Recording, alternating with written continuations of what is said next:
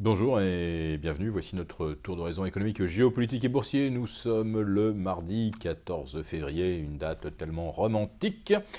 Malheureusement, c'est pas le cas sur les marchés. Tout tourne autour de la répression financière et l'épisode du jour s'intitulera « La seule peur des marchés, c'est de manquer d'avidité ». Vous connaissez tous cet adage boursier. Le comportement des investisseurs est partagé entre la peur et l'avidité. La peur, ce sont des marchés baissiers, l'avidité, des marchés haussiers. Mais grâce aux injections permanentes de liquidités par les banques centrales, le paradigme a changé. Et la seule peur des marchés aujourd'hui, c'est de ne pas se montrer assez avide. Et les États-Unis viennent d'élire un président qui n'a peur de rien et qui est l'exemple même de l'avidité presque adolescente, finalement assez caractéristique de l'image que l'on se fait souvent de l'Amérique. Une avidité qui s'exporte bien, pas tellement en Europe, où les indices restent quand même un peu en panne depuis l'élection de Donald Trump. En revanche, dans les pays émergents, l'avidité est revenue.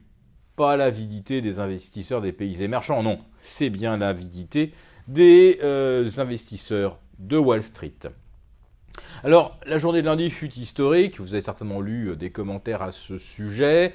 À un peu plus de 2320 points, le S&P pèse désormais plus de 20 000 milliards de capitalisation boursière.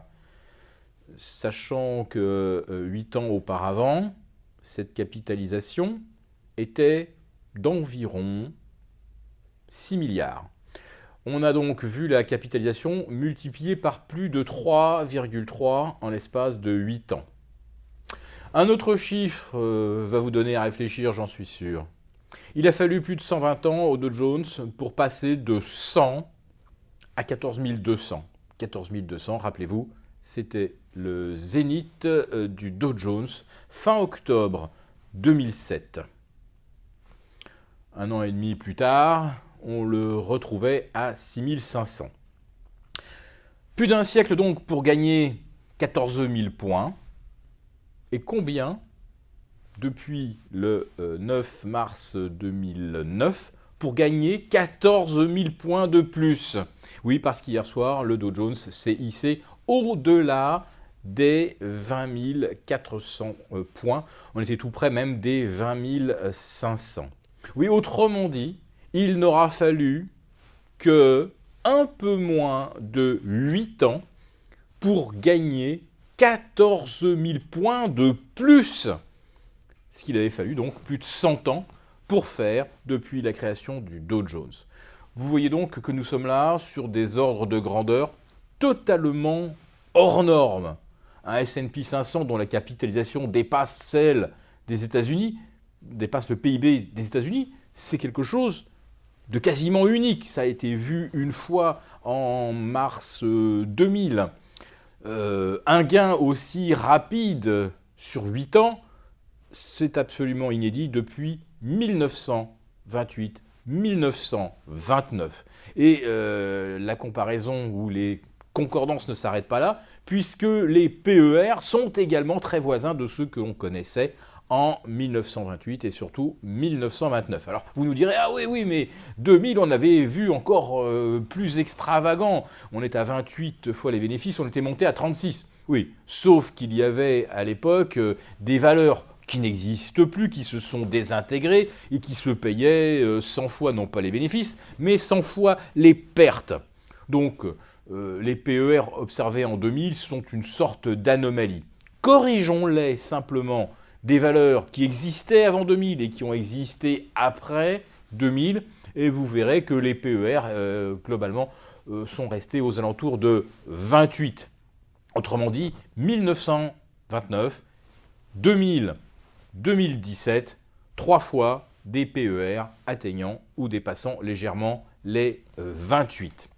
Et on nous dit que cela va continuer, puisque la seule peur des marchés, c'est de ne pas se montrer assez avide.